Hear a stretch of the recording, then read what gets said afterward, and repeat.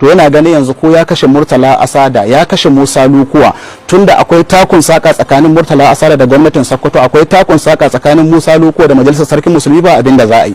Abinda ya nuna ba a komai har yanzu da nake ma magana mai barewa na nan yana yawo da adduna ne tare da yara ne da nuhin yana neman Murtala Asada da malam Musa Lukuwa. Wannan yasa muke tabbatar ma duniya cewa halin da ake ciki yanzu dai hukuma babu abin da ta yi. Wannan dan ta'adda ya yi bidiyos guda 14 yana cewa sai ya kashe malam Musa Lukuwa, sai ya kashe ɗalibinsa Murtala Asada. Wannan yasa muka ɗauki mataki na hukuma. Ni Murtala Asada ni na je na nemi lauyoyi suka rubuta petition, na farko zuwa ga Commissioner of Police na jihar Sokoto, na biyu zuwa ga Director SS na jihar Sokoto, na uku zuwa ga Commander na Civil Defense na jihar Sokoto. Bayan mun rubuta petition muna so mu je mu ga Commissioner of Police. Na haɗu da Malam Musa muka shirya za mu je wurin Commissioner of Police, muka kira yaronsa muka ce ya gaya mai ga mu zuwa.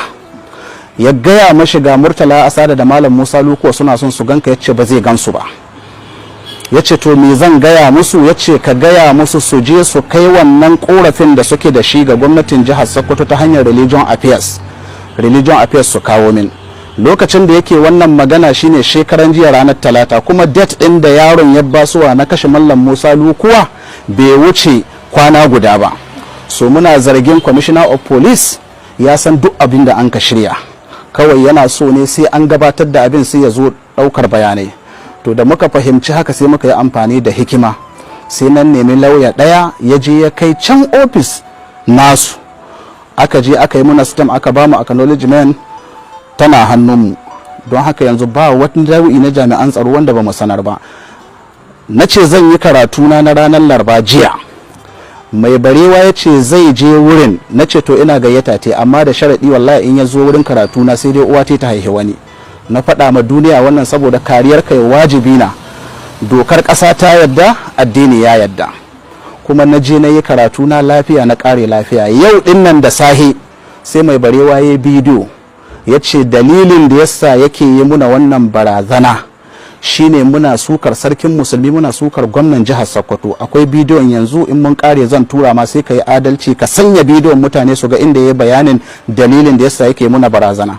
So wannan yasa muke zargin gwamnatin jihar Sokoto da majalisar sarkin musulmi. Dalilin mu mai karfi wanda ya nuna haka, wannan dan ta'adda kes aggare shi na kashin mutane. In kana so zan kai ka gidan yan uwan wanda ya kashe. Hukuma ta kama shi ta kai shi kotu ta tura shi gidan yari. Yanzu shekara ta 6 gidan yari, gwamnatin jihar Sokoto ta zo ta fitar da shi. So wanda ya ta'addanci na kisa a ce gwamnati ta je ta fitar da shi, duk da na san dokar kasa ta ba mai girma gwamna dama yana iya wa kowa afuwa, amma ana kallon nadamar mutum. So yana ganin yayi kisa, gwamnati ta yi amfani da karhinta da constitution ya bata ta amso shi, to yana ganin yanzu ko ya kashe Murtala Asada, ya kashe Musa Lukuwa, tunda akwai takun saka tsakanin Murtala Asada da gwamnatin Sokoto, akwai takun saka tsakanin Musa Lukuwa da majalisar sarkin musulmi, ba abin da za a yi. Abin da ya nuna ba a komai har yanzu da nake ma magana mai barewa na nan yana yawo da adduna ne tare da yara ne da nuhin yana neman Murtala Asada da malam Musa Lukuwa.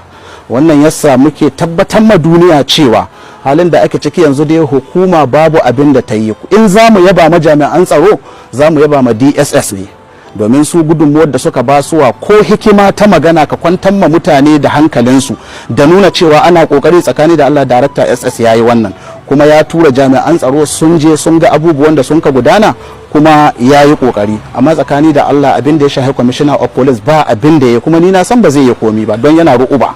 To shi mai barewa cewa yake saboda wasu kalamai ne da kuka yi waɗanda suka yi suka ga wato janibin iyayen manzo Allah.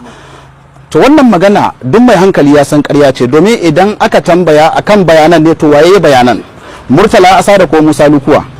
Idan Musa Lukuwa yayi, me yasa Murtala Asada ke tahowa kan takarda na wanda za a kashe? Kila ka fahimci yanda abin yake. Saboda haka wannan magana ƙarya ce. Maganar da malam Musa Lukuwa yayi a cikin littafi take, akwai malamai su ya kamata a ji sun yi hargowa, sun yi ƙara cewa ba su yadda ba, ko su kai ga hukuma ko su kai ga gwamnati ko majalisar sarkin musulmi, ba su kai ba, su ba su hito suka yi ba, amma an yi amfani da dan ta'adda. Wannan dan ta'adda din da yayi bidiyo na minti 2 wacce zai kashe gwamna, ba zai ƙara minti 5 ba a kamo shi ba.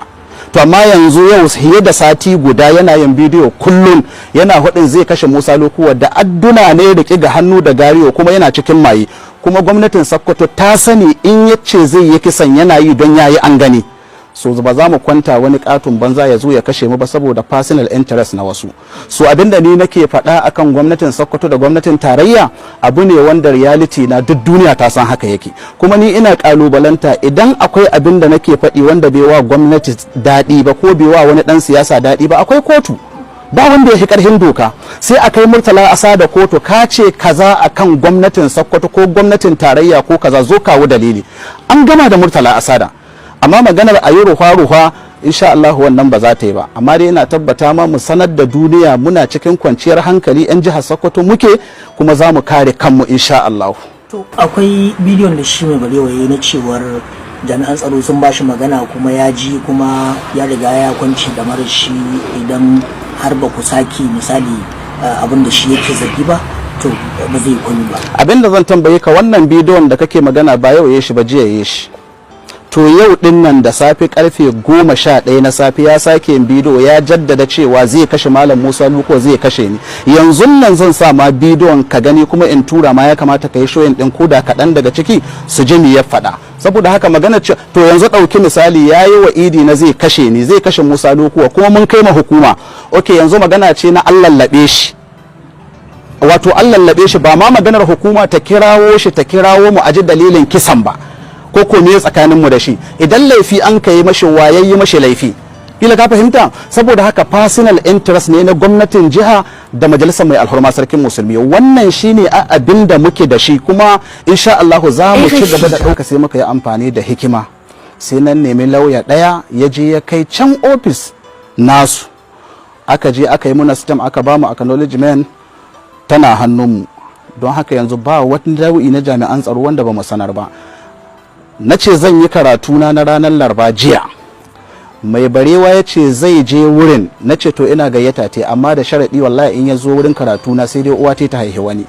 Na faɗa ma duniya wannan saboda kariyar kai wajibi na, dokar ƙasa ta yadda, addini ya yadda, kuma na je na yi karatuna lafiya, na ƙare lafiya. Yau ɗin nan da sahe sai mai barewa ya bidiyo ya ce dalilin da yasa yake yi muna wannan barazana shine muna sukar sarkin musulmi, muna sukar gwamnan jihar Sokoto. Akwai bidiyon yanzu, in mun kare zan tura ma, sai ka yi adalci ka sanya bidiyon mutane su ga inda ya bayanin dalilin da yasa yake muna barazana. So wannan yasa muke zargin gwamnatin jihar Sokoto da majalisar sarkin musulmi. Dalilin mu mai karfi wanda ya nuna haka, wannan dan ta'adda kes aggare shi na kashin mutane, in kana so zan kai ka gidan yan uwan wanda ya kashe. Hukuma ta kama shi ta kai shi kotu, kotu ta tura shi gidan yari, yanzu shekara ta 6 gidan yari. Gwamnati